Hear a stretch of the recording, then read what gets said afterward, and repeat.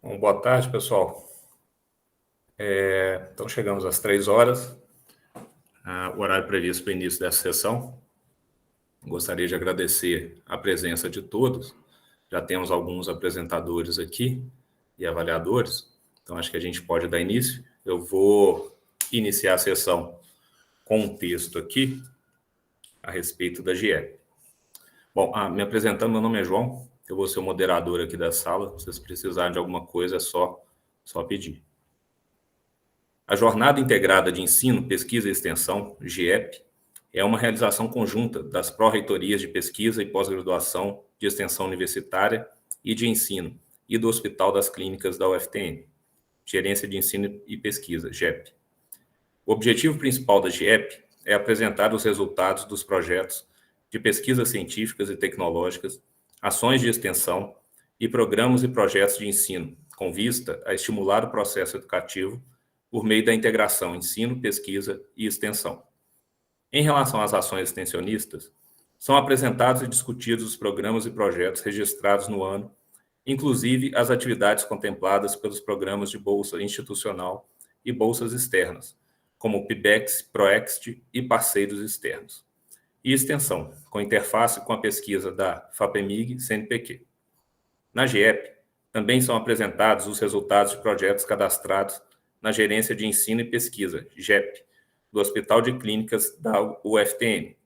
Desta forma, a UFTM se propõe a uma formação integral do discente, considerando a complexidade e o desafio face ao conhecimento, a diversidade cultural e a interdisciplinaridade.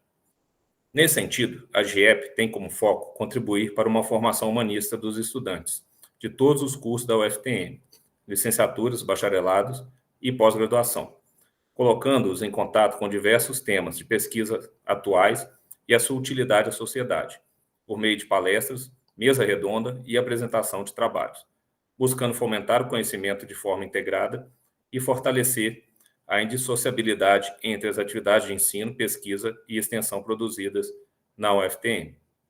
Bom, pessoal, as apresentações, como vocês sabem, elas devem durar 5 minutos e nós teremos os avaliadores comentando os trabalhos, eles terão 10 minutos para isso, tá ok? Então, vamos dar início. Eu gostaria de saber se a Yasmin Sinotti está presente. Estou aqui. Ok, Yasmin. Então, vamos iniciar com você o trabalho para além do mercado de trabalho. Projeto de vida e promoção da saúde com adolescentes aprendizes, ano 3. Ok, Yasmin. Então, você tem 5 minutos para apresentar. Você pode compartilhar a tela conosco, por favor. Tá. Um minutinho.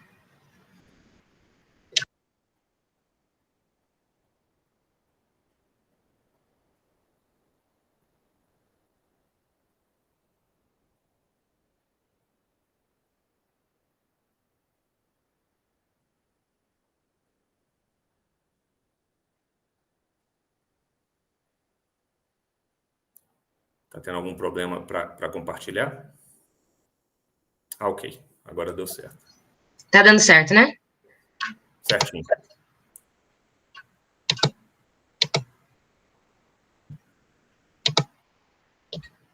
Tá dando para enxergar certinho? Tá dando para me ouvir? Sim, tá tudo ok. Boa tarde, todo mundo. Meu nome é Yasmin Sinotti e hoje eu vou apresentar um pouquinho sobre o programa da qual eu fui bolsista, que é Para Além do Mercado de Trabalho, Projeto de Vida e Promoção da Saúde com Adolescentes Aprendizes, ano 3. Então, eu queria começar aqui falando um pouquinho sobre a adolescência, né? Que a gente sabe que é uma fase que a infância ainda não terminou completamente e a maturidade não terminou de nascer. Então, é um período que os jovens enfrentam muitos obstáculos internos e externos relacionados a esse processo dele se apropriar dos seus desejos, do seu corpo, da sua identidade, né? Dos seus pensamentos, de quem ele é mesmo. E muitos autores acreditam que existem vários tipos de juventude que se formam de acordo com as oportunidades, com o contexto social, né, com as dificuldades e o poder de cada indivíduo. Então, a juventude seria, nessa visão, uma construção social. Esses jovens, dessas várias juventudes, eles conciliam as vivências deles de adolescer com o mercado de trabalho, muitas vezes. E a gente sente que faltam espaços para discutir esses temas que perpassam essa fase, esse campo do trabalho conciliado com o momento do adolescer. Então, o projeto ele vem com o objetivo de promover a saúde desses adolescentes aprendizes, por meio do trabalho de temáticas que vão além do mercado de trabalho, propondo um espaço de fala, um espaço de escuta, né, seguro de trocas e conversas e aprendizados com esses jovens. A nossa equipe, então, ela era composta por 15 estudantes, divididos em duplas ou trios, que eram da psicologia e da terapia ocupacional da UFTM. As ações, elas eram desenvolvidas na FET, né, a Fundação de Ensino Técnico Intensivo em Uberaba, Minas Gerais, e os encontros com os jovens, eles aconteciam quinzenalmente, junto com um encontro semanal, que era feito com o orientador do programa, para nossa formação e para a supervisão. Os temas que a gente abordava nos encontros surgiam organicamente, né, então eles eram elencados pelos próprios participantes, os jovens, e eram variados, como, por exemplo, ansiedade, política, família, religião, abuso sexual, depressão, autoestima, lazer, cultura, né? E para trabalhar essas temáticas, a gente fazia um uso de dinâmicas de grupos, aliadas a estratégias lúdicas, né? Envolvendo arte, corpo, produção de material com recortes e colagens, músicas, sempre seguido de uma roda de conversa para a gente conversar daquilo que foi realizado anteriormente, né? Então, a gente percebeu, nesse tempo de extensão, estando com esses jovens, que sair da rotina estressante, conturbada do cotidiano e se voltar um pouco para si era uma coisa importante, né? Além disso, a construção de uma rede de apoio, né? Uma vez que a partir das demandas que eu falei que surgem organicamente, a gente conseguia orientar eles e propor reflexões, promovendo a proteção dos direitos deles. Então, por exemplo, às vezes surgiam assuntos sobre ansiedade, então a gente conseguia indicar algum lugar na rede, alguma coisa sobre violência ou abuso no trabalho, a gente consegue conduzir, né, orientar eles para eles irem atrás dos direitos deles e tudo mais, ou até mesmo acionar a rede. Uma maior consciência de si, da vida em sociedade, o estreitamento dos laços entre os colegas, né, entre eles, então era uma outra rede de apoio que se construía ali com quem eles convivem diariamente, e uma troca dialética de ideias, que é possível formar novas concepções nesses adolescentes, causar reflexão e tudo mais. Então, o projeto ele tem se mostrado uma importante ferramenta de aprendizado e prática, né, para os discentes, contribuindo muito para a nossa formação acadêmica e pessoal, e como um espaço de troca importante para esses jovens aprendizes, né. Além disso, ele acabou se mostrando o que a gente considera uma ferramenta de promoção de saúde dessa população, já que, considerando que saúde não é só ausência de doença, e sim promover uma vivência com qualidade de vida, né, mais bem-estar, e, claro, garantia dos direitos desses adolescentes também. Aqui estão um pouquinho das referências que eu usei, e é isso. Joia, Yasmin. Muito obrigado pela apresentação, parabéns. Obrigada. Eu vou passar a palavra para os avaliadores, a professora Fabiana, o professor Leonardo, eles vão ter 10 minutinhos para fazer as considerações deles. Tá ótimo. Boa tarde, Yasmin. Também cumprimento o orientador, professor Ailton, e cumprimento meu companheiro de sala, Leonardo, e ao João, agradeço pela mediação da sala. Parabéns pelo trabalho, eu gostei do título, né? Fiquei bem intrigado, assim, para entender melhor o projeto. Achei elucidativa a sua apresentação. Fiquei só, eu não sei se eu perdi, eu acho que eu devo ter perdido na hora que você fala que você, então, realiza oficinas com eles, e é realizado, por exemplo, porque existe agora os itinerários formativos nas escolas.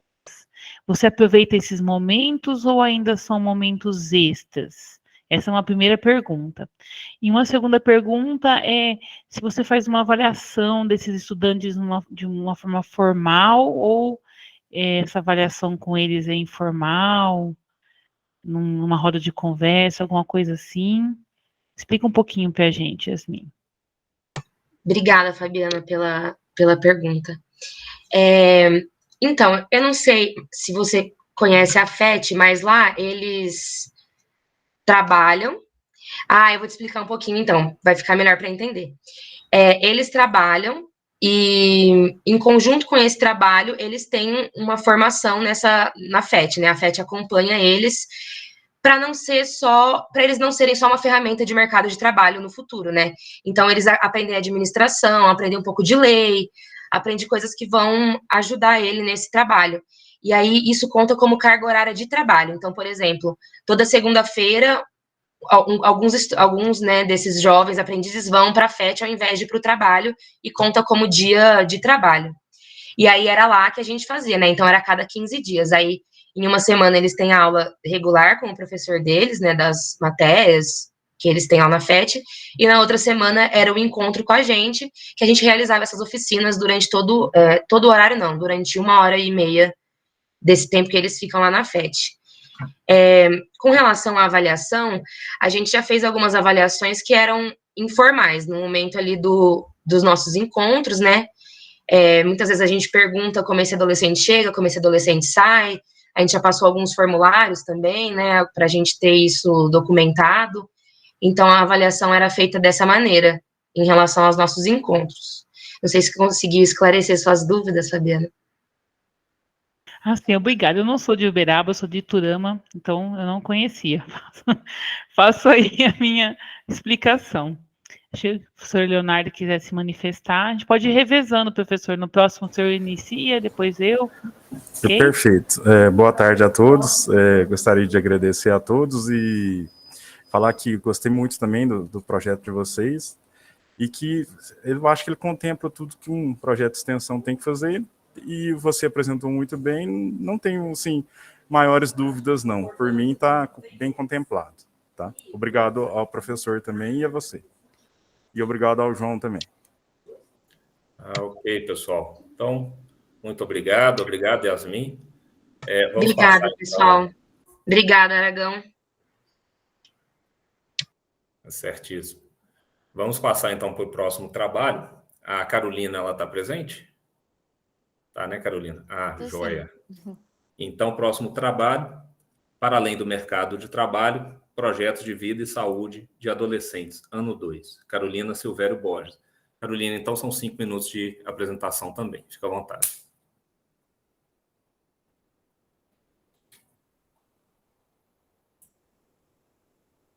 Vou colocar no modo apresentação aqui. Vocês estão vendo certinho? Tá ok. Boa tarde, pessoal. Meu nome é Carolina. O orientador é meu professor Aragão. E eu vou falar um pouquinho sobre esse mesmo projeto que a Yasmin trouxe para a gente, só que do ano anterior. Ela falou um pouco sobre as atividades desenvolvidas ao longo desse ano, e eu vou falar sobre as atividades desenvolvidas no ano passado, no qual eu era bolsista também. E aí eu e Aragão escolhemos fazer esse recorte, porque tinha outro bolsista também ano passado, e a gente dividiu o trabalho para que a gente não apresentasse a mesma coisa. Então, eu vou falar um pouquinho sobre o curso de formação que a gente fez, de extensão, e o outro bolsista, que é o Leôncio, vai falar sobre o projeto em si, da forma que a Yasmin fez aqui hoje para a gente. Então, o título do meu trabalho é Para Além do Mercado de Trabalho, Projetos de Vida e Saúde de Adolescentes, ano 2, Experiência Formativa com Jovens e Educadores em Curso de Extensão. Os adolescentes em situação de vulnerabilidade individual e social encontram no trabalho formal um imperativo para o custeio de vida. E esse processo do trabalho formal é muito importante para o afastamento dos riscos sociais, para o aprendizado de valores e de identificação com os pares. Como a Yasmin já explicou um pouquinho para a gente, a Fundação de Ensino Técnico Intensivo Dr. René Barçan, que é a FET, né, ela atua como uma estratégia de redução de riscos e vulnerabilidades e alternativa educacional para a criação de projetos de vida. Então, o objetivo do curso de extensão foi fornecer elementos teóricos e metodológicos que auxiliassem os envolvidos na promoção da saúde e na construção coletiva de estratégias de enfrentamento dos aspectos dificultadores da construção de cidadania, por meio de projetos de vida que fortalecessem os vínculos sociocomunitários e familiares. Aqui no método, né, o curso de extensão foi voltado para os extensionistas, então quem ia entrar em contato direto com os alunos da FET, né, também voltado para os próprios professores da fundação e para profissionais externos do Sistema de Garantia de Direitos da Criança e do Adolescente, que atuassem na cidade de Uberaba. As temáticas foram agrupadas em 6 encontros, e esses encontros ocorreram de maneira quinzenal, de junho a agosto de 2021, através do Google Meet. Também contou com carga horária assíncrona, que foi realizada por meio da disponibilização de materiais complementares em uma sala de aula no Google Classroom. Então, como resultados, a gente obteve intensa troca de saberes, conhecimentos e estratégias de atuação. Também pôde-se realizar uma avaliação crítica das políticas de saúde, de educação, de cultura e formação para o trabalho destinadas aos adolescentes no Brasil, em uma interface com o Estado neoliberal afeito ao desmonte das políticas públicas. E uma coisa interessante que a gente teve ao longo do curso de formação é que o curso começou um pouquinho antes do projeto em si começar, e aí, por meio dos professores, né, que também participavam do curso, a gente obteve a demanda indireta desses adolescentes, assim. Então, a gente escutou muito os relatos dos professores sobre a realidade desses estudantes, as dificuldades que eles enfrentavam. Então, de certa forma, a gente trabalhava ali em conjunto para melhor atendê-los, né? Então, foi uma demanda trazida de maneira indireta, por intermédio dos professores, das suas percepções da realidade dos estudantes.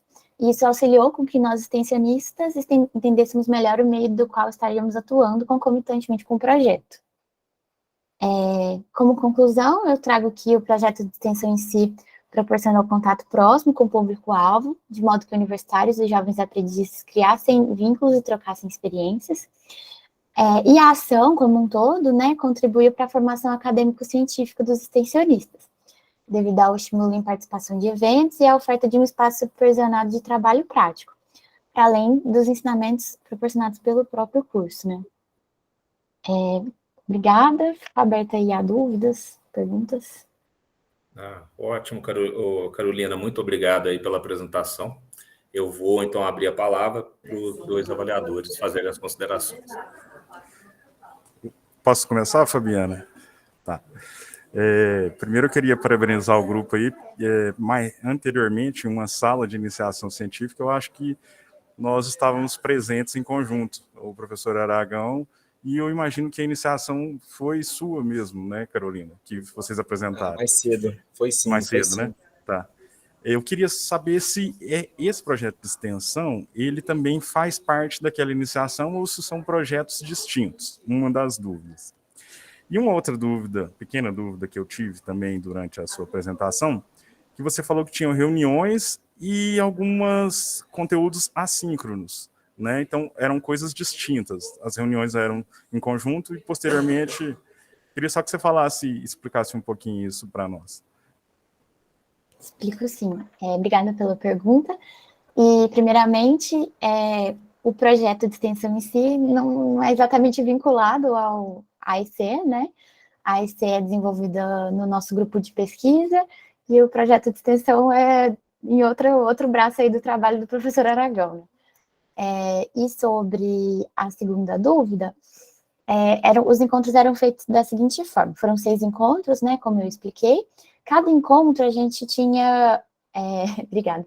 Cada encontro a gente tinha um palestrante principal, mas também as rodas eram feitas em forma de roda de conversa, assim, o palestrante incitava a discussão e a gente ia discutindo e trazendo os temas para a realidade dos estudantes da AFET, né? E aí, a partir de cada encontro quinzenal, a gente lançava no grupo do sala de aula algum disparador para que a discussão continuasse, assim, ao longo desses 15 dias, né, até o próximo encontro. Então, às vezes, a gente lançava uma tirinha, um vídeo, algum artigo, algum texto, enfim, vários disparadores aí, para que a discussão continuasse de maneira assíncrona, né. Uma realidade é que muitas vezes a gente não obtinha muita participação, né, de modo assíncrono. Aragão era difícil, mas foi uma estratégia que a gente desenvolveu. Não, perfeito, muito bom e parabéns ao grupo aí. Obrigada. Parabéns ao grupo. Eu queria saber um pouquinho sobre... Então, você continua nesse projeto de extensão agora nesse presencial, Carolina?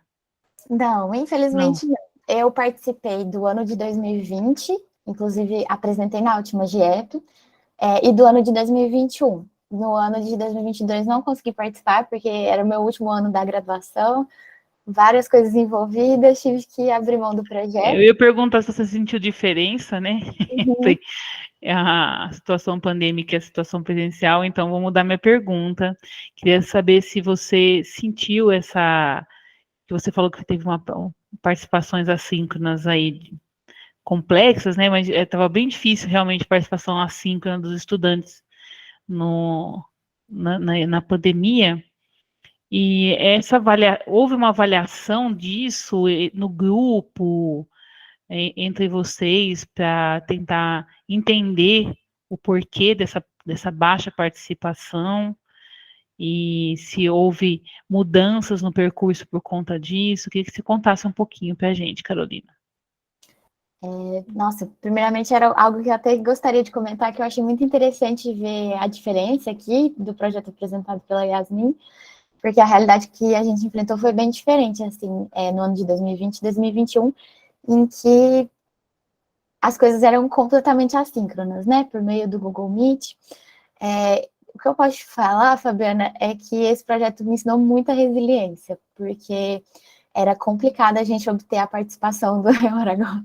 Era complicado a gente obter a participação dos adolescentes de modo remoto, assim, em videochamadas. Muitos deles não abriam as câmeras, poucos participavam. E acho que a segunda pergunta que você fez foi a respeito da avaliação, né, dos encontros. A gente sempre tentava fazer algum tipo de avaliação dos encontros assíncronos, né, quer dizer, síncronos, só que online. Mas a avaliação era feita por meio de eu não sei se vocês conhecem uma ferramenta que chama Mentimeter. É uma que as pessoas lançam palavras e ela forma uma nuvem. A gente geralmente fazia dessa forma, para ver quais temas mais tocaram os estudantes, o que afetou mais, o que eles acharam mais interessantes. A gente sempre também perguntava, né, de maneira oral, assim, para ver se eles traziam essas percepções. Mas o que eu percebo de diferença é realmente, assim, o presencial, ele traz esse imperativo da troca, né? E o online, às vezes, dificulta um pouco isso. Então, eu acho que foi uma experiência muito rica, assim, no sentido de ensinar a gente quais meios utilizar de modo online, né? E também, acho que de entender melhor um pouco a realidade desses estudantes, né, para poder levar para o presencial, graças a Deus que agora voltou. A gente fala que a gente aprendeu muito na pandemia e que a gente se prepara, né, de outras formas agora. Um pouco de mudança trouxe, né, esse aprendizado que a gente teve na pandemia. Parabéns pelo trabalho, gente. Obrigada. Ok, Carolina. Então, muito obrigado pela apresentação. Eu vou passar alguns lembretes. O primeiro é que nós temos uma lista de presença. Eu estou colocando o link dessa lista no chat, então eu vou colocar lá periodicamente. Se vocês puderem, por favor, assinar a lista para nós. O outro lembrete, vocês já sabem, a apresentação é de 5 minutos, né? As discussões de ideias, queria até parabenizar os apresentadores, estão cumprindo aí fielmente o tempo previsto. Vamos passar, então, acho que a Gabriela está presente, não está, Gabriela? Sim, estou. Ok. Então, vamos passar para o próximo trabalho. O título é Cursinho de Educação Popular, CEPOP, UFTM, e a autora é Gabriela Cassiano de Silva Rezende. Gabriela, fica à vontade. Oi, gente. Primeiramente, boa tarde. Vou apresentar para vocês, tá? O nosso projeto. Tá dando para ver certinho? Sim, está carregando Sim, agora? está carregando. Tá bom. Vou aguardar, então. Não, agora já tá aparecendo para nós, viu, Gabriela? Tá tudo ok. Certinho, então. Gente, vou apresentar para vocês. Ele não tá querendo ficar em tela cheia, infelizmente. Eu já tentei colocar ele em outra plataforma para ver se eu consigo. Mas eu vou por aqui mesmo e qualquer coisa vocês podem me falar. Bom, eu vou apresentar para vocês hoje o meu trabalho, que é um relato de experiência entre eu, coordenadora, é um relato de experiência meu, e também do antigo coordenador, então é um relato de experiência com a nossa comparação de um ano para o outro, para a gente, o que a gente sentiu de modificação, né, ao longo do cursinho. A minha orientadora nesse trabalho foi a Ana Palmira, ela é a nossa tutora lá no cursinho, e a nossa agência de fomento é o Cefores, né? Bom, a introdução. Os chamados cursinhos populares, eles são organizados, né, a partir de um engajamento voluntário ou militante, onde não tem financiamento, na sua maioria das vezes, ele é ou financiado por outras entidades privadas, ou ele não tem financiamento nenhum. Ele se apresenta como gratuitos e acontece dentro de instituições, né? É onde a gente chama de um pequeno financiamento, na maioria das vezes. Para que eles servem, né? Eles servem para democratizar o ensino, para levar o ensino para aquelas pessoas que não têm acesso a ele. Dentro de Uberaba, a gente conhece diversos cursinhos pagos, e um modo de cursinho popular é o cursinho popular da UFTM, e também oportunidade para perfis historicamente excluídos. Então, a gente atende essa classe, a gente faz uma avaliação com as pessoas para estar entrando. Além da prova, também faz uma análise socioeconômica. Bom, o objetivo desse trabalho foi descrever e comparar as experiências de períodos distintos vividas por coordenadores da parte do administrativo, que são coordenadores que têm mais contato com os alunos do cursinho, que tem um contato direto. A metodologia que a gente utilizou foi uma análise descritiva do tipo relato de experiência dos dois coordenadores, do coordenador de 2020 e da coordenadora da agora de 2022. Bom, resultados e discussões. Quais foram os pontos elencados? Da minha parte, eu reuni com os outros coordenadores também. A gente fez um levantamento sobre os pontos negativos e positivos do que estava acontecendo dentro do cursinho, para a gente conseguir montar um questionário para mim passar para o coordenador de 2020, para ficar algo coerente. Ele responder, assim como eu, as mesmas perguntas, para a gente conseguir fazer uma comparação por completo. E os pontos negativos levantados em comum foi a alta taxa de evasão ao longo do ano. A gente tem, sim, uma lista rotativa. No entanto, quando vai afunilando muitas matérias, a gente não pode chamar, porque senão prejudica o andamento. O aluno vai entrar ali dentro e vai pegar meio que já andando e talvez ele não vai entender, porque às vezes já está na parte de revisão.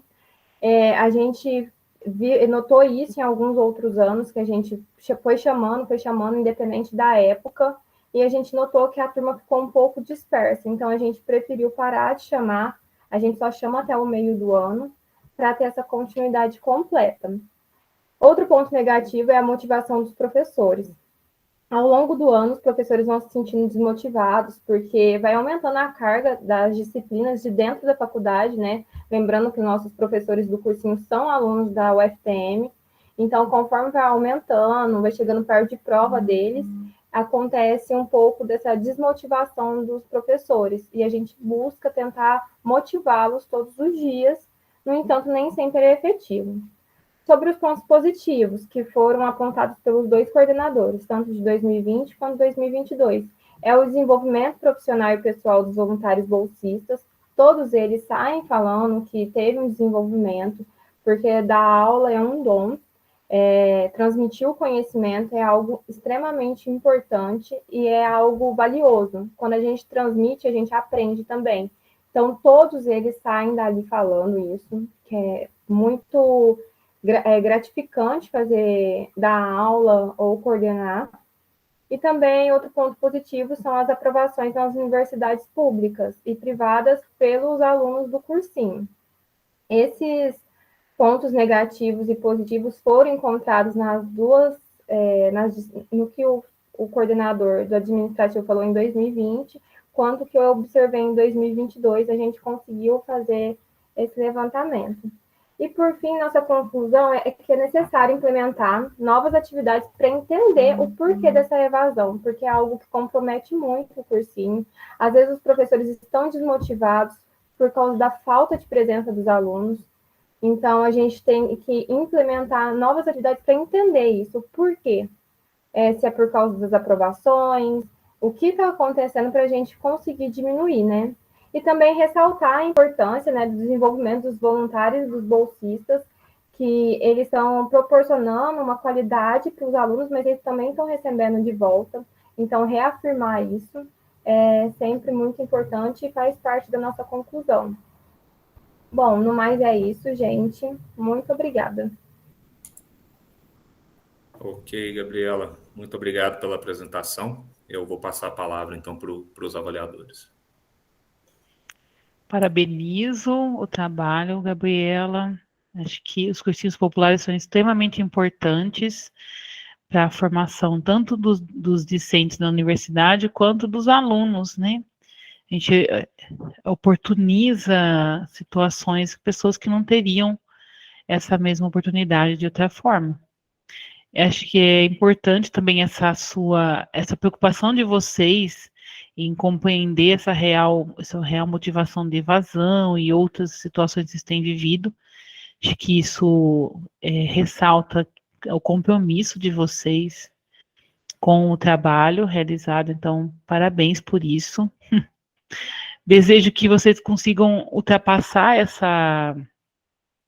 esse momento que vocês estão para compreender realmente essa evasão, então, talvez uma investigação mais profunda, e achei, cursinho popular, ele tem uma função que vai para além do conteúdo que se ministra na disciplina, né, ó, a função dele ultrapassa isso, então, como você até mesmo começou, né, muitos professores estão presentes ali até por militância.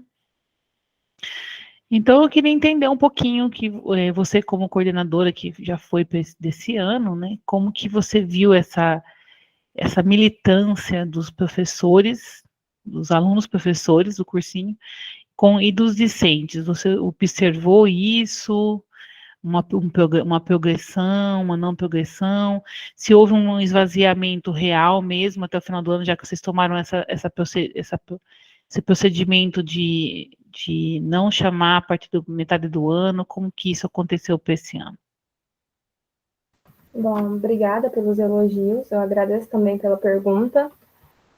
Sobre a questão da militância. Muitos professores estão ali para reivindicar e reafirmar aquilo que acreditam, que é essa democratização do ensino. Muitos deles estão fazendo licenciatura, então eles estão ali reafirmando aquilo que eles pretendem seguir.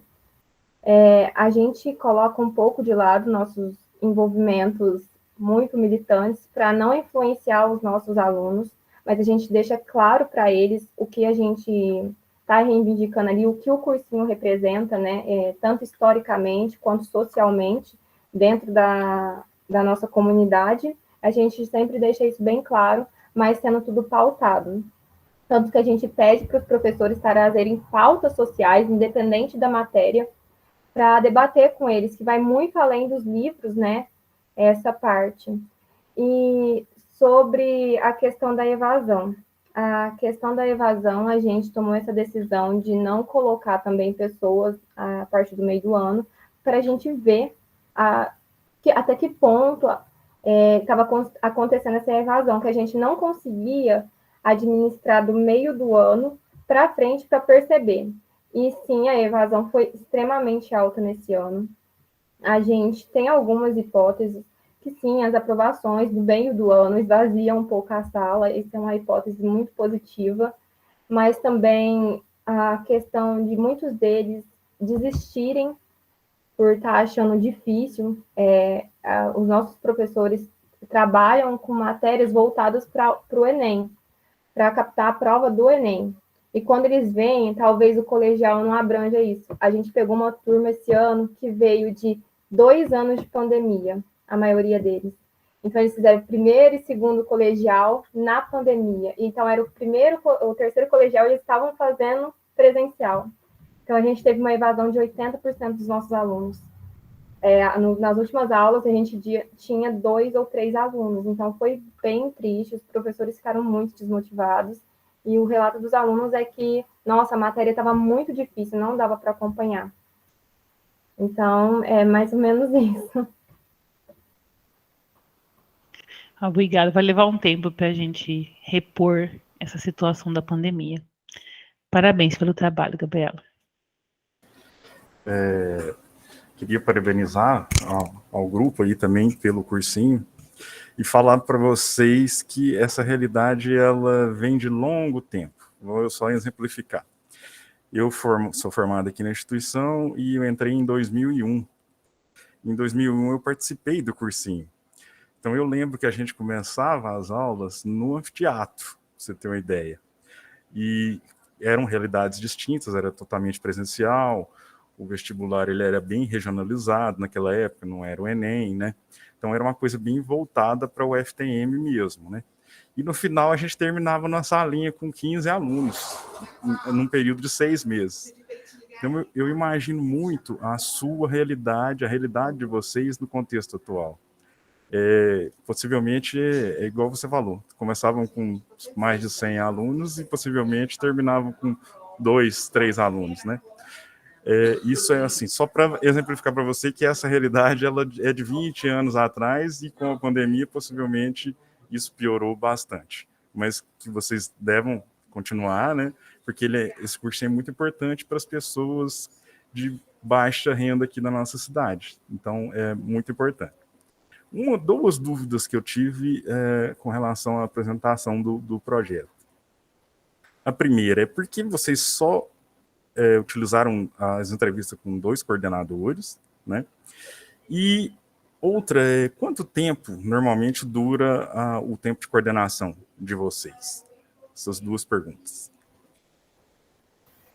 Primeiramente, obrigada pelos elogios, obrigada também pela pergunta. Bom, o coordenador era o João Paulo, ele saiu porque ele formou, então ele esteve na frente do cursinho, se eu não me engano, 3 ou 4 anos. Então foi com ele que eu tive contato, e os outros coordenadores eu infelizmente não tive contato. Geralmente a coordenação é de 1 ano, e tem que fazer faz a provinha, e aí já quem passar assume a coordenação. Ou é designada a um outro cargo dentro do cursinho, como professor e outro secretariado. Então, ela tem duração de 1 ano e você pode prestar ao longo, só que você não pode estar no seu último período para prestar. No meu caso, foi meu último ano na UFTM, eu prestei, eu estava no 7º período, e aí, como esse ano tem 3 períodos, né, tá um pouco bagunçado, eu fiquei até agora. E aí eu vou ficar apenas para auxiliar até o final do ano, até no início do ano alguma outra pessoa prestar e assumir o meu local. Entendi. Então tá. Parabéns, viu, pelo projeto e continuem assim. Ok, pessoal. Muito obrigado, então, Gabriela, pela apresentação. Vamos dar seguimento, então, aos trabalhos. O próximo trabalho é de autoria do Salomão. Salomão está presente, não é isso? Uhum. Joia, Salomão. Então, o título do trabalho é Territórios de Vida, ano 4, Oficinas de Arte, Experimentações de Vida. O autor é o Salomão Mendonça de Oliveira. Então, Salomão, você tem 5 minutos para apresentar, fica à vontade. Tá bom, obrigado. Vou compartilhar aqui, então.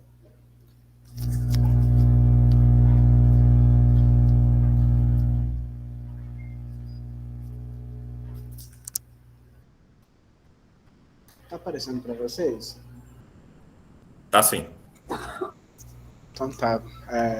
Boa tarde, gente. O meu trabalho é o Territórios de Vida, o ano 4. Eu vou falar sobre as oficinas de arte e experimentações de vida. O nosso programa de extensão, ele tem alguns braços, né? Então, ele tem braços no acompanhamento terapêutico e em algumas oficinas. Então, como coautores temos a Bárbara, a Beatriz, Jaciara, Letícia e a Camila Bahia. Como orientadora é a Rosimar Alves Querino. A nossa agência de fomento é o PIBEX, a Project da FTM, e eu sou bolsista do programa de extensão. Então, nas instituições de saúde mental, a reforma psiquiátrica brasileira, em meados dos anos 80, ela contribuiu para uma valorização da produção artística dos usuários, que a gente chama de artistas. Então, os nossos artistas usuários, eles têm esse destaque, né, a partir dessa reforma psiquiátrica, que é um novo modelo de se enxergar a saúde mental no Brasil.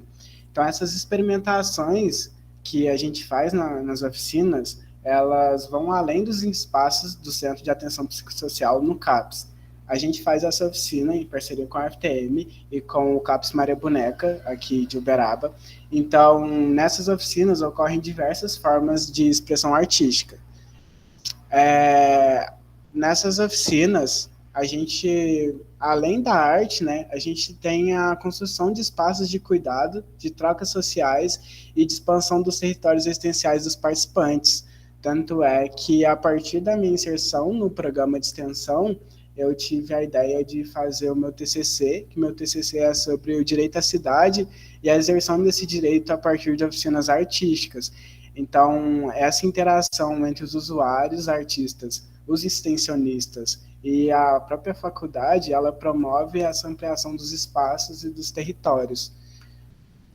Então, a oficina, ela foi criada pela psicóloga artista do CAPS, ela foi criada em 2014, e lá em 2019, ocorreu a inserção da equipe extensionista. Então, eu participo do projeto desde 2019. Então, a partir dessa inserção, né, da equipe extensionista, dos movimentos da professora Rosimar, com a parceria com o CAPS Maria Boneca, surgiu as ideias dos extensionistas participarem mais ativamente do CAPS.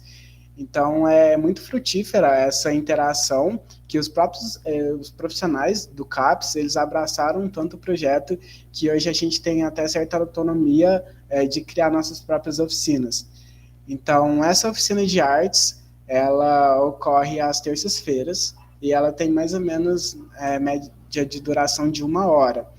Só que em 2019, né, a gente fazia ela presencial. Aí em 2020, 2021, no período da pandemia, a gente teve o desafio de tornar essa oficina com os pacientes do CAPS, né, com esses usuários, para trazer ela para o ambiente virtual. E a gente conseguiu fazer isso. E esse movimento de trazer ela para o ambiente virtual foi muito pontual para conter as crises que ocorreram nesse contexto e para a manutenção do vínculo. Tanto é que a retomada das atividades agora em março de 2022, elas ocorreram, e também ocorreu a criação de uma oficina de artes na segunda-feira. Então a demanda foi tanta que a gente agora tem 2 dias de oficinas artísticas no CAPS. Então, o objetivo desse trabalho é relatar as experiências da equipe extensionista na oficina de artes do CAPS Maria Boneca, com ênfase nas diferentes formas de expressão artística e nas potências para a construção. Então, eu acho que a grande sacada do projeto é estender esses territórios de vida, né, como diz no nome. Por exemplo, esses banners são no hall do CE, então eles são as produções artísticas dos usuários do CAPS. Então, esses banners estiveram tanto na faculdade, quanto eles foram para o CAPS também. Então, a metodologia que a gente usa é o registro das atividades nos diários de campo pelos extensionistas, a produção da documentação fotográfica. Então, essa produção da documentação fotográfica, ela é realizada tanto por nós, extensionistas, quanto pelos usuários. Então, a gente dispõe de algumas máquinas fotográficas que, por exemplo, em passeios com acompanhamento terapêutico, nas próprias oficinas, a gente entrega essas câmeras para que eles tirem as fotos. E também nas reuniões de supervisão e nas reuniões do projeto, que ocorrem semanalmente. Salomão, desculpa interromper, é porque você atingiu já os 5 minutos, eu vou pedir só para você ser conciso nos resultados e conclusão, tá ok? Tá, obrigado. Então, a gente, como tem de resultados, né, a gente tem vários tipos de oficina, como pintura em tela, bordado, miçangas, poesia, e a gente tem a questão da cidade, né, que a gente faz essas movimentações pela cidade, como a gente fez no aniversário do CAPS, de 31 anos, no evento do SUS, que ocorreu há poucos meses. Então, essas ações, elas têm um enfoque de aumentar, né, a potência dos artistas, desses usuários, e visa a superação do diagnóstico. Então, eles remetem muita potência de vida para a arte como uma função de iluminar a vida humana, e é essa convivência nutrida de forma diversa e horizontal. Então, eu agradeço a todos e estou aberto às perguntas. Joia, Salomão, muito obrigado pela apresentação. Vou passar, então, a palavra para os avaliadores. Parabéns, Salomão, pela apresentação. Eu acho que o projeto é muito importante devido ao público que ele atende, né? Essas pessoas, qualquer forma de arte que puder tirar um pouco do problema momentâneo ou minimizar essa ação é muito importante. Então, eu parabenizo vocês. Não tenho, assim, grandes dúvidas, não, com relação ao projeto. Eu acho que está muito bem apresentado e tá bom. Tá? Muito obrigado. Nossa, eu adorei o seu projeto, acho que fica evidente a sua vontade, Salomão, parabéns, sua paixão, né, pelo trabalho que você realiza. Parabéns por isso, né, desejo sucesso mesmo. E acho que também, né, assim como o senhor Leonardo, não tenho muitas dúvidas, queria mais compreender um pouco, que você falasse um pouquinho o que você sente ao realizar essas atividades com as pessoas, né? Como que você se sente com isso? Você falasse um pouquinho desse sentimento com a gente aqui. Muito obrigado, gente, pelos elogios. Eu até me excedi um pouco, né, porque a gente se deixa levar, porque é um trabalho de 4 anos, então eu falo que eu não me vejo na universidade fora do programa de extensão, porque eu já entrei no primeiro período e acho que eu me encontrei muito, e acho que ele é muito importante para mim, acho que na definição enquanto profissional de terapia ocupacional, que eu fui me descobrindo muito ali na questão das oficinas e tal. Então, eu acho que ceder um pouco do meu trabalho quanto receber dos usuários. Eu acho que é uma troca, que ali a gente aprende muito que o diagnóstico não é o nosso objetivo e não importa ali naquele momento. Que as trocas que a gente faz e a nossa arte, eu acho que levar essa arte para a cidade, levar para fora do CAPS, eu acho que é a maior lição que eu aprendi nesses anos. Obrigada, Salomão. Desejo sucesso para vocês. Ok, pessoal. Salomão, então, novamente, muito obrigado aí pela apresentação. Acho que o próximo apresentador também está presente, José Nilson. Ok, José Nilson. Então, vamos dar sequência às apresentações. O título do trabalho é Passeio Virtual 360 Graus pelo projeto Geoparque Uberaba, Terra de Gigantes. O autor é José Nilson Bernardo da Silva. José Nilson, pode ficar à vontade. Deixa eu só me ambientalizar aqui com o trabalho.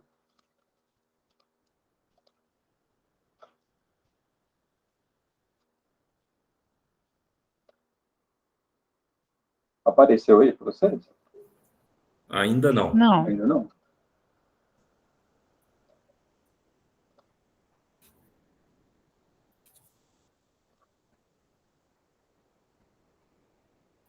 Apareceu? Agora sim. Ok. Uma boa tarde a todos. Obrigado aí pela oportunidade, né, de poder apresentar o trabalho. Assim como o nosso mediador colocou, né, o título do trabalho é o Passeio Virtual 360 Graus pelo projeto Geoparque Uberaba, Terra de Gigantes.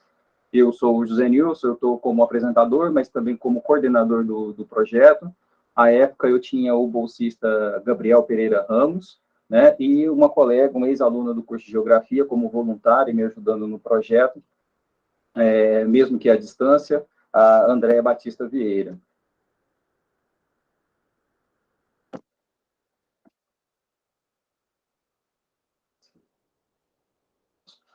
Bom, o projeto em si, ele é voltado para a divulgação do patrimônio histórico e cultural, e principalmente do patrimônio, o geopatrimônio, né, que nós chamamos, que são os exemplares relacionados à geologia, ao relevo, né, à natureza, propriamente dita, presente no município de Uberaba, ou território Geoparque Uberaba.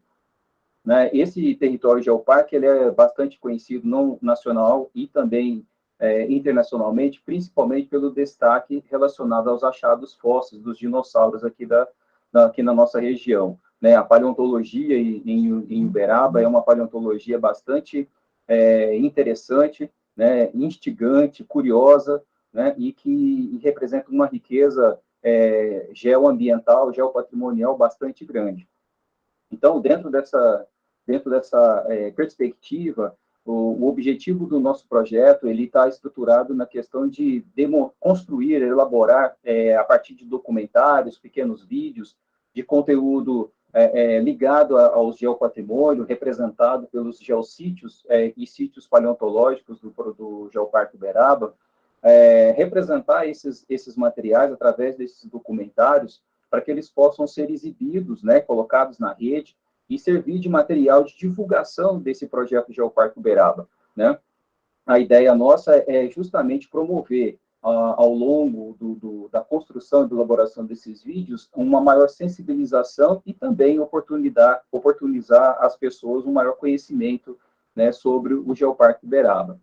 Bom, a nossa metodologia, ela partiu desde pesquisa bibliográfica, levantamento de inventários relacionados às características naturais, histórico-culturais do nosso município, mas para efetivamente utilizar a produção desses vídeos, nós utilizamos uma câmera de 360 graus, uma câmera essa que não é nossa, uma câmera emprestada, né, que proporciona uma visão integral do ambiente, né, que nos circunda, e dá uma noção, né, a partir do momento que ele é todo editado, colocado um vídeo pronto, né, estabelecido, ele proporciona para nós uma ambientalização bastante interessante em relação ao lugar que está sendo demonstrado.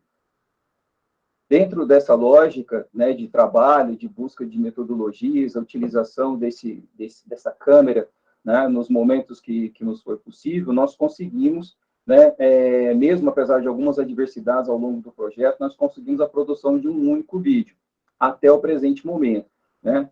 Nós temos os 14 geossítios já filmados, né, mas nós não temos ainda, dos 14, né, nós não temos ainda pronto e acabado toda a edição, né, desses materiais.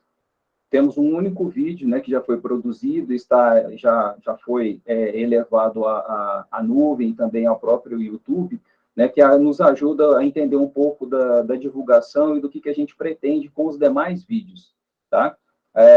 Um pouco dessa dificuldade foi porque a gente teve a desistência do nosso colega, né, o nosso bolsista, não que ele nos deixou no meio do caminho, porque ele cumpriu a fase de bolsa dele, né? E quando a UFTM retornou ao ensino presencial, ele optou por não continuar no projeto, tá? E de lá para cá, né, eu venho trabalhando aí sozinho nesse projeto. A conclusão nossa é que, apesar das dificuldades, né, nós vamos entregar, obviamente, todo o produto. Eu pedi uma extensão do projeto para ser finalizado em setembro de 2023, né? E como agora nós passamos por uma fase mais de edição, né, e de trabalho mais de laboratório, eu acredito que até setembro eu consigo fazer o relatório e ser o relatório final com a entrega dos vídeos em questão, para melhorar a divulgação dos geossítios do projeto Geoparque Uberaba. Obrigado. Ótimo, professor. Obrigado pela apresentação. Então, eu abro novamente a palavra para os avaliadores. Professor José Nilson, esse projeto é lindo demais. Quero parabenizá-lo por ele, por essa garra, por essa luta de estar fazendo ele sozinho. Não é fácil, não é fácil, né, tocar um projeto sozinho. Desejo realmente aí que muita força e saúde para aguentar firme, para terminá-lo, porque a gente precisa dessa divulgação dos sítios paleontológicos da nossa região, do Uberaba também, né? Tem vários outros aí, porque acho que vai gerar filho, com certeza, viu? Professora Fabiana, no nosso projeto, inicialmente, né, nesse projeto, nós tínhamos catalogados até aquele momento 14 geossítios, né? Recentemente, nós entregamos o dossiê, né, foi remetido, né, ao Ministério das Relações Exteriores para que ele possa ser enviado à Unesco. Então, nós já somos um aspirante à Geoparque, né? Sim, E sim.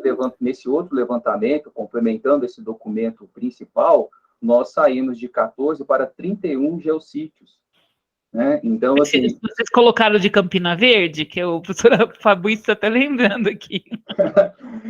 Não, porque ele não faz parte do território Uberaba, né? Do território Geoparque Uberaba, né? Mas o nosso objetivo final é, né, obviamente, finalizar esse edital que eu participo, né, que é o edital 009 de 2021, finalizá-lo, né, editar todas as informações e tal, porque a filmagem a gente já conseguiu fazer, e elaborar o produto, né, que ele vai passar por algumas transformações, porque ao longo do próprio projeto, não só desse específico que eu estou apresentando, mas do próprio projeto Geoparque em si, ele passou por algumas mudanças, né? A logo, tem uma logo nova, cores diferentes, né? Então eu vou precisar fazer uma mudança, inclusive nesse que já está pronto como exemplo, né? Tem algumas pequenas questões que eu vou precisar mudar. Pois coloca o link aqui para nós acessarmos. Tá, deixa eu ver se eu por consigo. favor.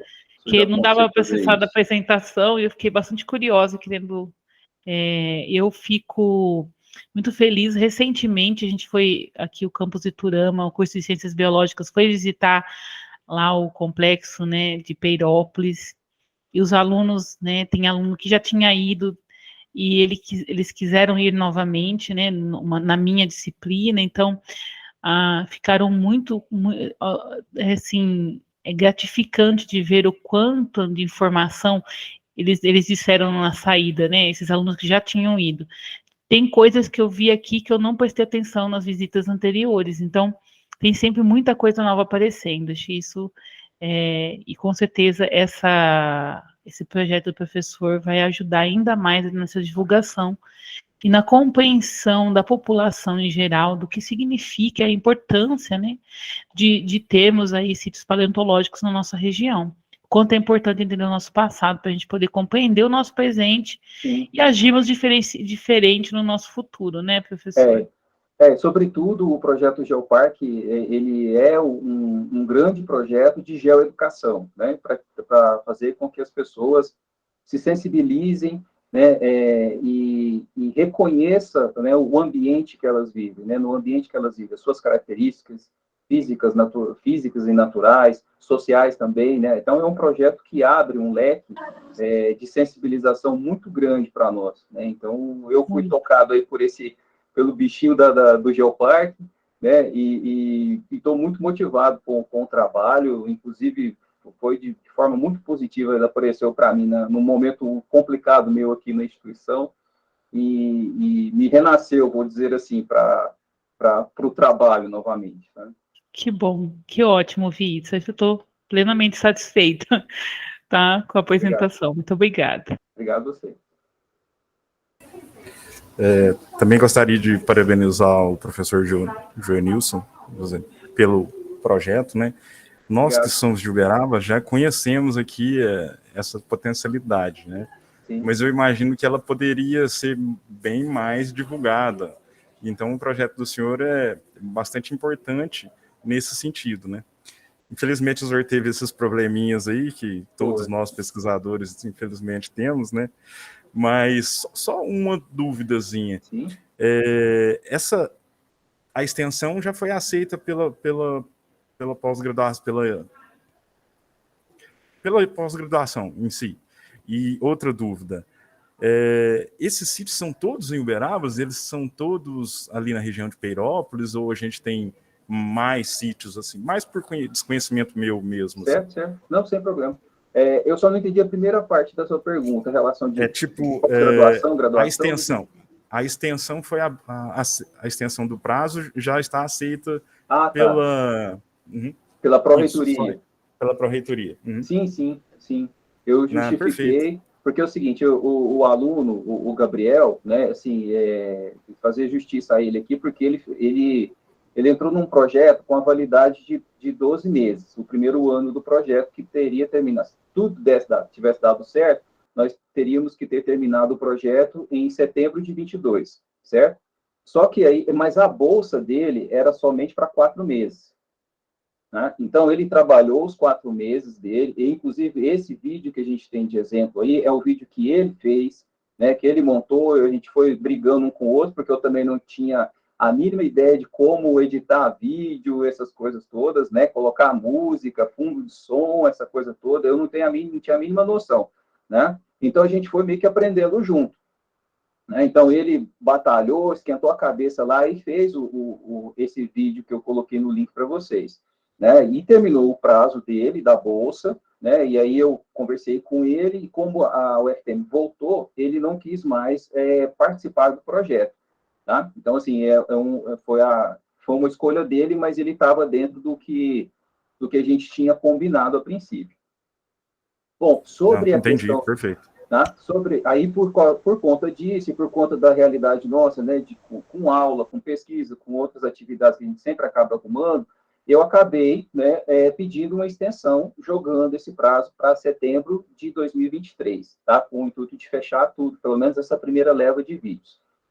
Bom, sobre os geossítios e sítios, eles estão esparramados, distribuídos ao longo do território geoparque. O território geoparque, no caso de Uberaba, ele compreende os limites do município, tá? Ele não está somente situado em Peirópolis. Peirópolis, na verdade, é um geossítio, tá certo? Ele é um geossítio. E no município, nós temos vários outros geossítios, onde já foram encontrados, o geossítio, por exemplo, lá em Ponte Alta, né? Temos o geossítio, onde foi encontrado recentemente uma ninhada, né? De ovos, né? Foi, recentemente até passou em TV e tudo mais, TV local, né? Da Globo local. É um geossítio, né? Em Ponte Alta. Nós temos um geossítio que é bastante conhecido aqui em direção a Uberlândia, que é a chamada Serra da Galga, ali no corte da estrada, né? Que é um dos mais conhecidos que nós temos. Temos vários, 31 geossítios, né? Tanto de valor ligado à geologia, quanto seu valor científico, né? Ligado à geologia, ligado à geomorfologia, ou seja, ao relevo, né? Ligado à hidrologia, né? Nós temos vários temas, né, dentro do território geoparque que colocam o nosso território com uma beleza singular, né? Então, assim, a gente, por conta dessa distribuição, por conta dessa quantidade, né, de geossítios, e que eu abro um parênteses aqui, esses geossítios, esses 31 geossítios, né, eles foram encontrados sem a gente ainda conseguir pesquisar a parte sul do município. A parte sul do município, nós ainda não conseguimos fazer trabalhos de campo, né, visitas técnicas, procurando mais, né? Então, assim, tudo indica que nós teremos também, na parte sul, outros tipos de belezas que poderão ser considerados geossítios, né, naturais dentro do território geoparque, tá certo? Não sei se eu respondi à altura. Perfeito, professor. Uma outra dúvida que me surgiu agora aqui, por desconhecimento meu mesmo, como que é definido um geossítio, por exemplo? Alguém está fazendo uma análise do solo e descobre alguma coisa e chama instituições que têm capacitação científica para avaliar isso? Como que define um geossítio? O geossítio, principalmente, ele está vinculado a uma singularidade, né? A algo assim muito específico, né? E não necessariamente a gente chama, né, terceiros para avaliar se ele é um geossítio ou não.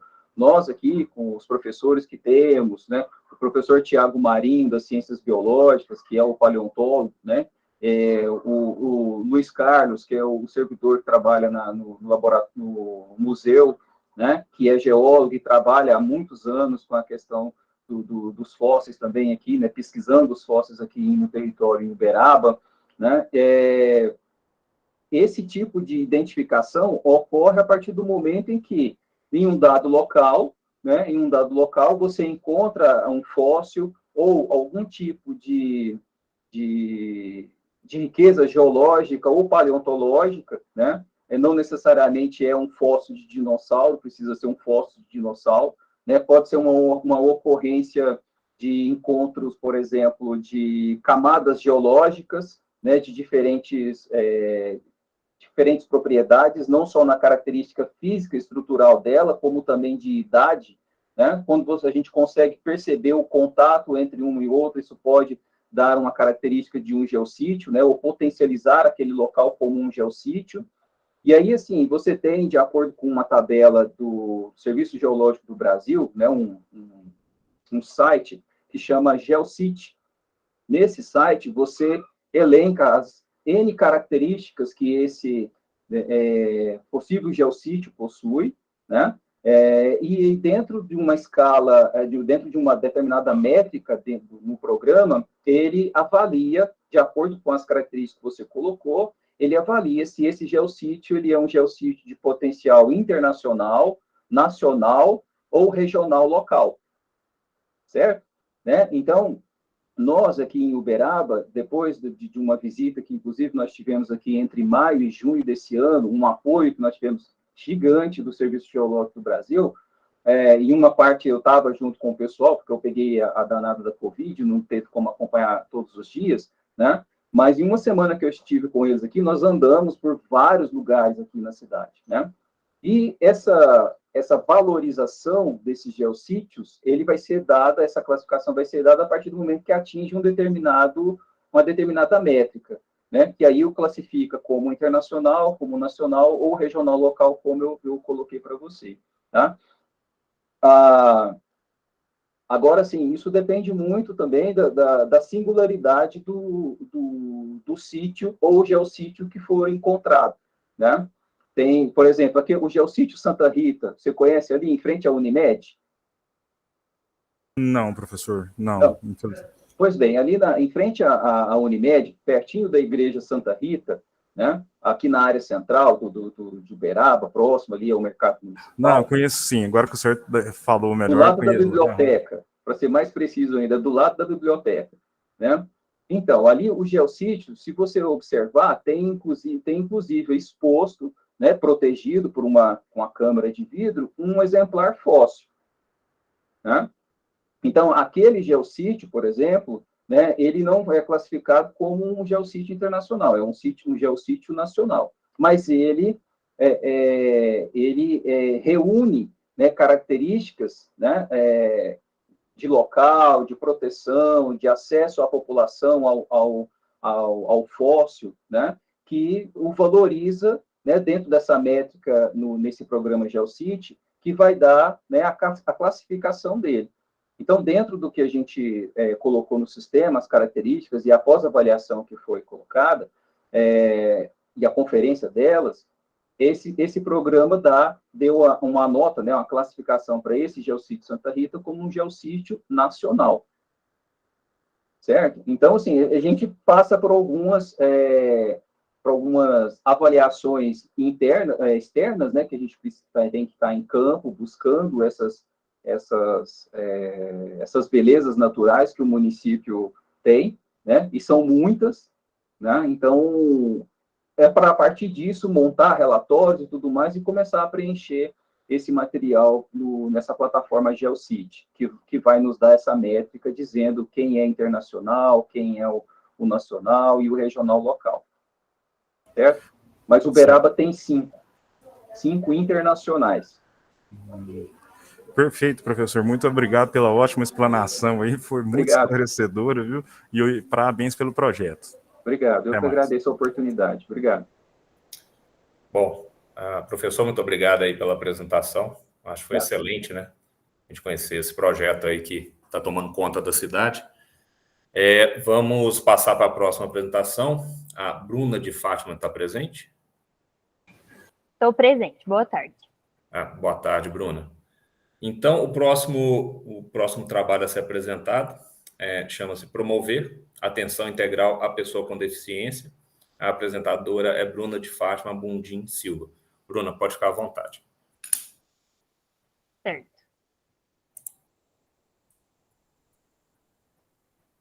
Já conseguem ver minha apresentação? Está carregando. Agora sim. Só confere, por favor, se os slides estão passando. E não está no modo apresentação ainda, não.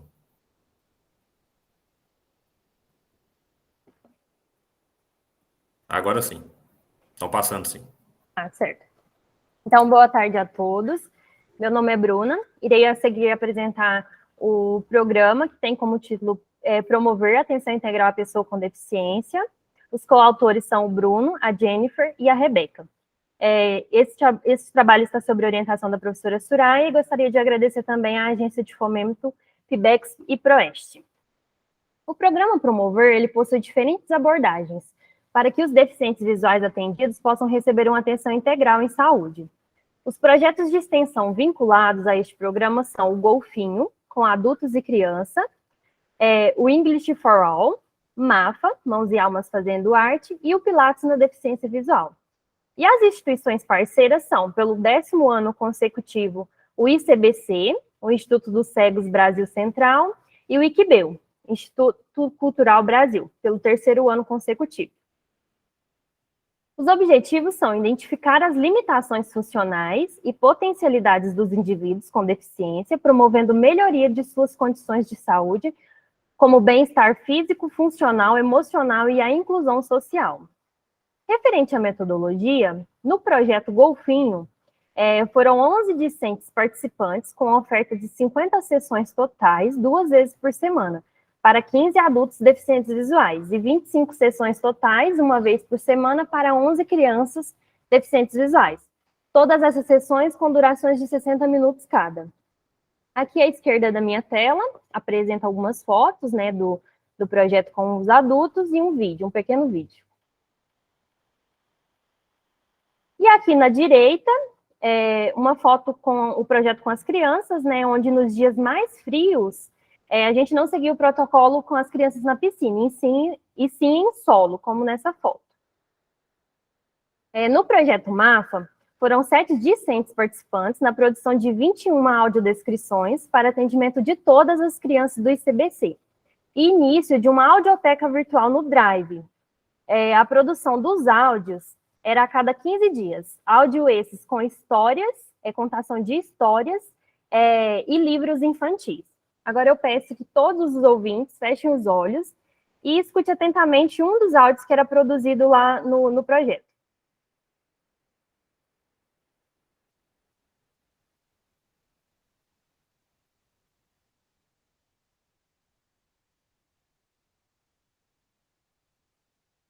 Agora, referente ao English for All, as aulas são ministradas... Desculpa interromper, não foi possível ouvir o áudio, viu? Acho que você vai ter que explicar que era uma audiodescrição de uma imagem de um livro infantil para crianças cegas.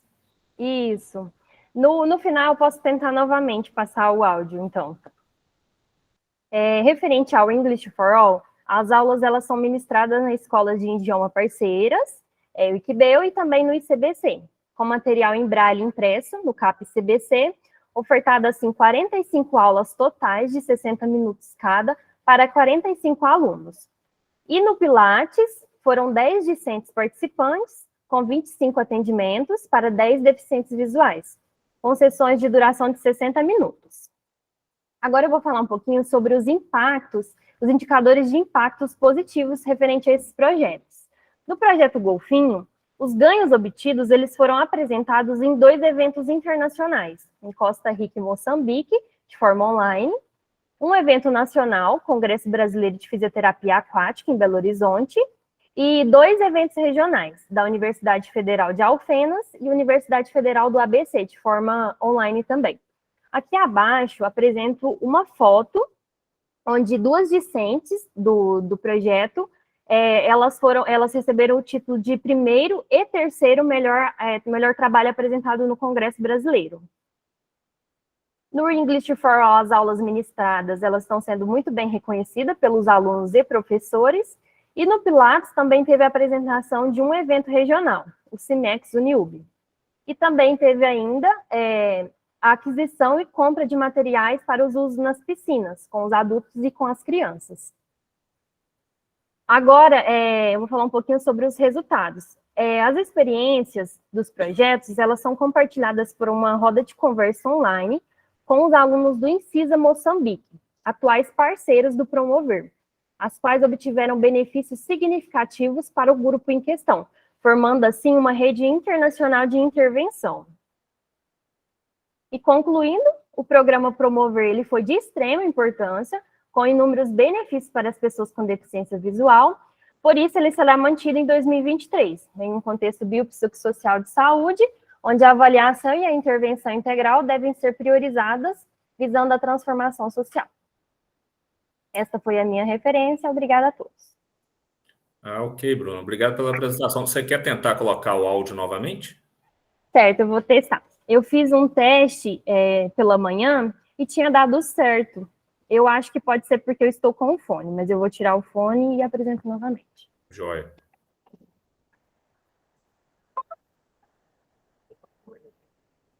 Hoje vou lhes contar uma lenda folclórica brasileira, muito popular da região Nordeste, chamada de Lenda do Lobisomem. É sexta-feira, está uma noite linda. Conseguiram escutar? Sim. Esse é só o iniciozinho de um áudio, onde a gente fazia para as crianças deficientes visuais, então a gente coloca sempre efeitos sonoros, música de fundo, e sempre com temas, quando for histórias, né, infantis, com temas que está dentro daquele mês, por exemplo, Natal, Dia da Família, Dia do Índio, inúmeros temas. Obrigada. Joia, Bruno. Eu que agradeço, então, a sua apresentação.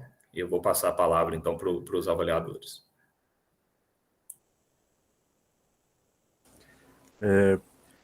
Parabéns, Bruna, pela ótima apresentação, tá? Você tem muito jeito, assim, para falar. Já te parabenizo inicialmente e te falo esse dom que você tem.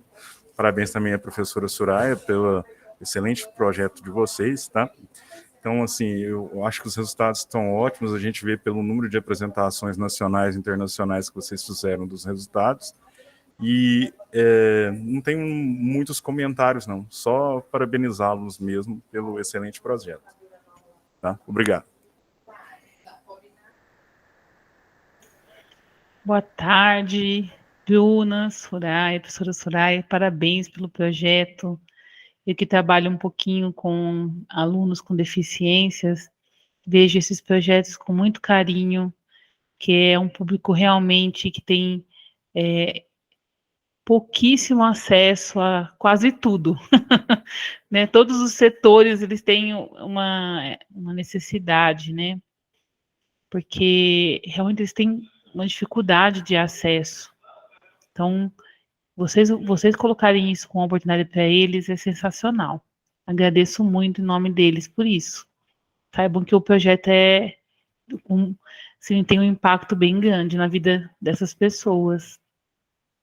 E eu queria perguntar se vocês fazem alguma avaliação deles, assim, como vocês fazem essa avaliação, né, de como eles encaram todos esses projetos que visam atendê-los, e que resultados vocês têm alcançado, assim, no sentido de progresso, né, num progresso de compreensão melhor, no caso das audiodescrições, num progresso aí no projeto Golfinho, com a natação. Pode falar um pouquinho sobre isso, por favor? A gente faz como se fosse uma avaliação motora, né? Avaliação funcional. Então, a gente sempre no início, a gente tem testes funcionais, escalas de avaliação, e a gente aplica com todos eles, a gente faz um mutirão com todos os participantes, alunos, né, e com os participantes deficientes visuais, a gente faz um mutirão, tira um dia só para avaliar, e esses resultados, eles podem ser apresentados em congressos, como foi o caso, né, desse que eu apresentei, pode ser usados também para iniciação científica, para TCC, caso tiver alunos que queiram fazer, né, queiram ter esses resultados. E no final, a gente também faz o treinamento de 8 semanas na piscina e com os adultos, e depois, no final, a gente faz uma reavaliação. E sempre a gente vê, assim, inúmeros benefícios nos testes, na questão de escalas, escalas de qualidade de vida, e com as crianças também a mesma coisa. A gente faz a avaliação antes, faz a intervenção e depois também faz uma reavaliação no final. Tá, e no caso das audiodescrições, vocês acham que elas sentem que têm mais acesso à literatura? Porque eu acho que elas acabam tendo pouquíssimo acesso, né? Nas escolas que a gente acompanhou de alunos com deficiência visual, e alunos cegos mesmo, quase não tinha livro para eles, né? Então, o que acontecia era muita leitura de outras pessoas que faziam para eles. Então, como vocês veem isso? Conta um pouquinho para a gente, Bruna. Eu posso falar até melhor de experiência própria, que eu sou uma das participantes, inclusive eu faço a produção dos áudios. Esse áudio que eu demonstrei não era a minha voz, é de uma outra participante, mas a gente sempre, como a gente faz essa parceria da professora e das coordenadoras lá, das pedagogas, né, do Instituto dos Cegos, a gente, como tem essa parceria, a gente sempre recebe delas que os áudios estão ótimos, elas sempre dão os feedback, que está sendo ótimo, porque elas usam dentro de sala, né, para trabalhar um certo tema. Por exemplo, a gente fez um da independência do Brasil, 7 de setembro. Então, as professoras usam aquele áudio como forma educativa para essas crianças, que aí é uma forma, assim, de aprender de uma forma lúdica, né? Porque não é só a professora passar lá e falar sobre certo tema, é ouvir algo gostoso, né? Eu vou só falar um pouquinho da minha experiência, já libero para você, professor Sunai. Eu ouço podcasts com meu filho pequeno, de contos né, alguns contos de podcast. Que legal. E que aí é só o áudio também, né? E então, o meu filho não tem deficiência visual, mas a gente fica ali imaginando, às vezes eu tenho que parar o podcast, porque ele quer contar assim, então tá acontecendo isso, e aí ele fica... É para vocês compreenderem que, às vezes, muitas vezes, o áudio de inscrição, né, ou até a leitura para eles, acaba também servindo para todo mundo, né? É algo que ultrapassa os muros da deficiência. Para todo mundo fica interessante. Pode falar, professora. Obrigada, professora Fabiana, pelo momento de fala aqui. Primeiro, queria agradecer muito a você, ao professor Leonardo, por esse espaço aqui, né? E a GIEP, via Proeste, por esse momento. E dizer que nesse projeto específico, o MAFA, que a sigla é Mãos e Almas Fazendo Arte, porque começou com um trabalho manual com as crianças, e se transformou em audiodescrição de livros na pandemia, porque a gente não podia fazer os trabalhos manuais com as crianças, né? E com a parceria lá com Moçambique, nós começamos a fazer roda de conversa e compartilhar o arquivo com eles. E aí eles ficaram tão empolgados que agora, para 2023, o MAFA vai acontecer em outros países, em Moçambique, em Angola, Portugal. E na reunião inicial, já que a gente vai colocar tudo no mesmo drive e as crianças vão ter acesso, aqui a gente fazia com a Rocha, Ana Maria Machado, Cecília Meireles, assim. E eles vão pegar os escritores infantis que falam da cultura dos países deles. Então, a oportunidade das crianças brasileiras conhecer a cultura de outro país e vice-versa. Então, não só a descrição de uma imagem para uma criança, assim, degustar o livro, né? Pegar o gosto por ouvir um bom livro, uma história, e também valorizar o ilustrador, mas agora ter contato com culturas de outros países que também falam a nossa língua. Então, acho que para as crianças vai ser muito proveitoso, e as professoras do Instituto dos Cegos aproveitam muito, né? E dos CAPs daqui de Uberaba também. Então, saber agora, ouvindo da sua boca, falando, outras crianças também vão poder aproveitar, isso motiva muito o aluno, porque eles são muito dedicados a fazer essas audiodescrições. Obrigada pelo espaço, viu? Desculpa interromper. Imagina, não interrompeu não. A gente está contribuindo demais aqui. E fico muito feliz de ouvir essa divulgação maior desse trabalho fantástico. Parabéns por isso mesmo. Parabéns, Bruna, parabéns, professora Soraya, que desejo muito sucesso mesmo para vocês nesse desenvolvimento de trabalho, que é fantástico, viu? Muito obrigada pela oportunidade de conhecer também. Ok, pessoal. Então, Bruna, professora Soraya, parabéns aí pelo trabalho, pela apresentação. Bom, esse foi o nosso último trabalho, né, dessa sala hoje. Agradeço a todos os participantes, todos os apresentadores, aos professores que estiveram presentes, aos avaliadores, e abro a palavra, se alguém quiser ter uma palavra final aí. Bom, caso negativo, então, a gente encerra essa sessão e esperamos vocês amanhã, tá ok? Boa tarde, pessoal. Tchau, tchau. Boa tarde, pessoal.